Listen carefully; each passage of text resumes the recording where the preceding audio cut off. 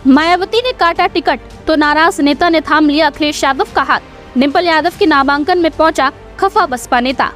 आपको बता दें, लोकसभा चुनाव 2024 के बीच बहुजन समाज पार्टी को बड़ा झटका लगा है। उत्तर प्रदेश की मैनपुरी लोकसभा निर्वाचन क्षेत्र में बसपा ने शिव प्रताप यादव को मौका दिया है। सपा मुखिया अखिलेश यादव की पत्नी और मैनपुरी से सपा प्रत्याशी डिंपल यादव के खिलाफ बसपा ने अपना प्रत्याशी बदल दिया। गुलशन देव शाकी का टिकट काटकर शिव प्रसाद यादव को चुनावी मैदान में बसपा ने उतार दिया है। इससे पहले पार्टी ने गुलशन शाकी को प्रत्याशी बनाया था। हालांकि टिकट कटने के बाद गुलशन ने समाजवादी पार्टी का दामन थाम लिया और सपा प्रत्याशी डिंपल यादव के नामांकन में भी पहुंच गए। नामांकन के बाद प्रेस वार्ता में अखिलेश यादव ने गुलशन शाकी का टिकट कट जाने पर प्रतिक्रिया भी थी। उन्होंने कहा कि गुलशन यादव अपने समाज के लिए काम करना चाहते थे। उन्होंने आरोप लगाया कि बसपा ने भारतीय जनता पार्टी के दबाव में प्रत्याशी बदला है। डिंपल यादव के नामांकन के बाद एक प्रेस वार्ता में अखिलेश यादव ने यह भी कहा कि बीजेपी कोविड जैसी वैक्सीन का बहुत प्रचार कर रही थी, लेकिन उससे भी पैसा लिया गया।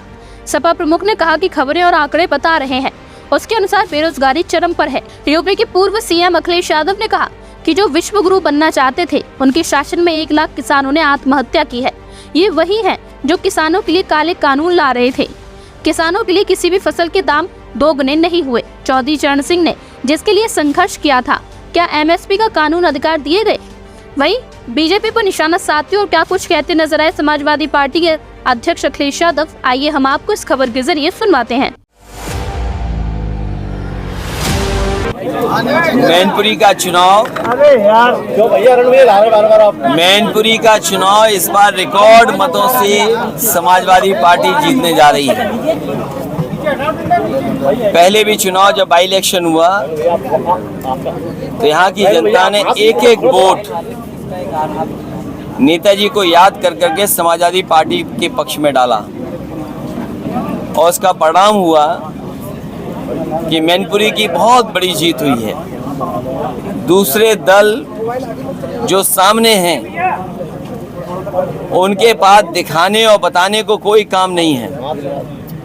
सुनने में आ रहा है कि पूरे देश की होर्डिंगों से जो लोकसभा के उनके प्रत्याशी हैं उनकी तस्वीर हटा दी गई है।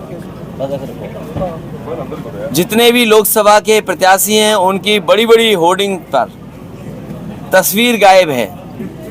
जनता जब 10 साल का दिल्ली का आकलन करेगी और 7 साल उत्तर प्रदेश सरकार का आकलन करेगी तो वो सब चेहरे गायब हो जाएंगे।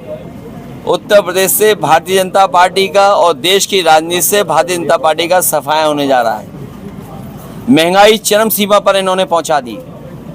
महंगाई इसलिए भी है कि कुछ लोगों को ये मुनाफा ज़्यादा कमाने दे रहे हैं। मुनाफा कमाने से और जिस तरीके से भ्रष्टाचार हुआ है इलेक्टोरल बॉन्ड में, क्या कोई सोच सकता है कि इलेक्टोरल बॉन्ड के बहाने ईडी, सीबीआई, इनकम टैक्स को आगे कर करके चंदा वसूला गया हो? 1000 करोड़, 600 करोड़, 400 करोड़। ये बीजेपी के लोग बहुत प्रचार कर रहे थे वैक्सीन का। सुनने में आ रहा है वैक्सीन वाले से भी इन्होंने चंदा वसूल लिया। सोचिए आप, तो जहां इलेक्टोरल बॉन्ड से चंदा वसूला है उसकी वजह से भ्रष्टाचार और महंगाई बढ़ी है। मुनाफा जो कमाने को मौका दे रहे हैं उससे महंगाई बढ़ी है। और इधर खबरें आ रही हैं और जो सरकारी आंकड़े बता रहे हैं और जो जगह जगह सर्वे हुए हैं, महत्वपूर्ण संस्थाओं ने जो सर्वे किए हैं, बेरोजगारी चरम सीमा पे पहुंच गई। 80 और 90% पढ़ने लिखने वाला नौजवान बेरोजगार है। मुझे याद है कन्नौज का ब्रजेश पाल जिसने आत्महत्या कर ली और आत्महत्या करने से पहले उसने कहा कि मैंने इतनी पढ़ाई की, मेहनत की और डिग्री हासिल की। उसने अपनी डिग्रियां चला दी और कहा कि जिस डिग्री से मुझे नौकरी नहीं मिल सकती उस डिग्री का क्या फ़ायदा। उसने आत्महत्या कर ली। जो लोग विश्व गुरु बनाना चाहते हैं उनकी सरकारों में किसानों ने 1 लाख आत्महत्या की है। दिल्ली की सरकार जब से आई है 2014 से और अभी तक का अगर आप आंकड़ा देखेंगे एनसीआरबी का, 1 लाख किसानों ने आत्महत्या की। ये वही लोग हैं जो किसानों के लिए काले कानून ला रहे थे। अंतर्गतवा इन्हें कानून वापस लेने पड़े। हजारों किसान उसमें शहीद हो गए। किसान ये बात नहीं भूला है और किसान ये बात भी नहीं भूला है कि उसकी आय दोगुनी का वादा किया था। आज किसान की किसी फसल की आय दोगुनी नहीं है। फसल तैयार है, सरकार क्या रेट दिलवा पा रही है? कहने को तो इन्होंने भारत रत्न दिया है चौधरी चरण सिंह जी को, स्वामीनाथन जी को, लेकिन क्या किसानों को जिनके लिए जीवन भर चौधरी चरण सिंह जी ने संघर्ष किया और स्वामीनाथन जी कमीशन ने जो रिपोर्ट बनाई जिससे किसानों को लाभ मिलता, क्या ये सरकारी या कानूनी अधिकार दे पा रहे हैं किसानों को एमएसपी के लिए? ये बड़े सवाल हैं। और इनकी सरकार में तो हर परीक्षा लीक हो रही है। अभी तक 10 परीक्षाएं वो लीक हो गई हैं। जानबूझ करके इन्होंने नौजवानों से नौकरी छीनी है। ये नौकरी नहीं छीन रहे हैं, ये आरक्षण नहीं देना चाहते हैं, क्योंकि वो जानते हैं सरकारी नौकरी देनी पड़ेगी तो आरक्षण देना पड़ेगा।